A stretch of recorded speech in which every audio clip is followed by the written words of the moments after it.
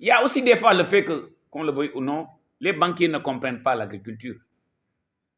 Parce que moi, je vois des fois les banquiers qui donnent de l'argent à un agriculteur en dehors du calendrier culturel, ça c'est lui dire prends l'argent et fais autre chose.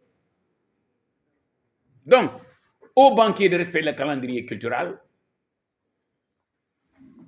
aux fonctionnaires, aux ministères de rationaliser. Regardez ces cinquantaines de fonds qu'on a. 50 fonds qui essaient de faire la même chose. Même dans le secteur bancaire, on a la Banque agricole, on a la BNDE. Et on a beaucoup d'autres institutions de microfinance. Nous devons consolider, avoir une vraie banque de développement avec des banquiers formés, avec des acteurs formés. Et j'ai l'intime conviction qu'en rationalisant, nous devenons un interlocuteur relativement crédible auprès des partenaires techniques et financiers. Le président Nazir a parlé des taux de 12,5%. Et pourtant, la Banque mondiale, à travers le guichet AIDA, nous donne des taux concessionnaires. Il faudrait peut-être penser à faire ce qu'on appelle dans le jargon de la finance du blended finance.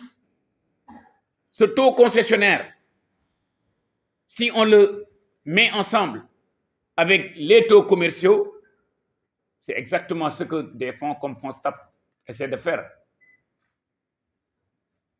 Donc moi, je crois qu'il est temps d'abord que les Africains se disent on a assez gaspillé d'argent. Il faut que ça arrête. Rationaliser l'argent que nous avons. Comparons-nous ce que nous faisons et ce que les Coréens ont fait. Il y a de cela 60 ans, la Corée était sur la même place que nous. Des fois, je me demande où est le problème. Je vous donne un petit exemple. Nous importons plus de 12 milliards de francs CFA de tomates concentrées. C'est l'équivalent de 15 000 tonnes de tomates. C'est peut-être l'équivalent entre 60 000 et 80 000 tonnes de tomates fraîches. Il suffit de 533 hectares de serre pour que le problème soit réglé. Une serre, ça coûte entre 50 et 60 millions. Et quand je dis 50 et 60 millions, c'est vraiment le high-end. Donc moi, j'ai l'intime conviction que le problème que nous avons aujourd'hui, ce n'est pas un problème d'argent. Lors de l'atelier national de concertation sur le financement du secteur agro-sylvo-pastoral et halieutique, qui s'est tenu les 13 et 14 mars 2025, le ministre de l'Agriculture du Sénégal a mis en lumière un défi majeur entravant le développement du secteur agricole. Selon lui, certains banquiers ne comprennent pas réellement l'agriculture, car ils accordent des financements en dehors du calendrier cultural, réduisant ainsi l'impact et l'efficacité des investissements.